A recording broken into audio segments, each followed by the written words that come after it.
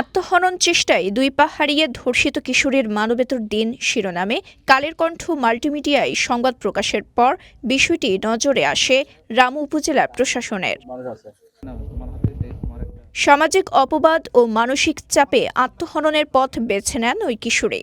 গত ২৩ অক্টোবর কক্সবাজার জেলার রামু উপজেলার ফতেখারকুল ইউনিয়নের পশ্চিম মেরংলুয়া এলাকায় রেললাইনে আত্মহত্যা করতে গেলে এ সময় কাটা পড়ে তার দুই পা।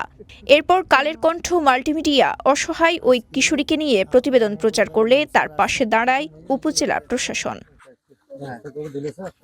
রামু উপজেলা প্রশাসন ও সমাজসেবা অধিদপ্তরের তরফ থেকে কিশোরীর চিকিৎসা ব্যয়, আর্থিক সহায়তা ও তার পরিবারের জন্য রমজানের ইফতার সামগ্রী প্রদান করা হয়।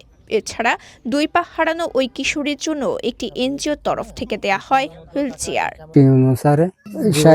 যোগাযোগ রাখিয়ে সাহায্য সহযোগিতা করে সপ্তাহে হবার বার্তারা লোক উপজেলা সমাজ কল্যাণ পরিষদের যে আর্থিক অনুদানটি রয়েছে সেখান থেকে আমরা 10,000 টাকা অনুদান তার জন্য ব্যবস্থা করেছি।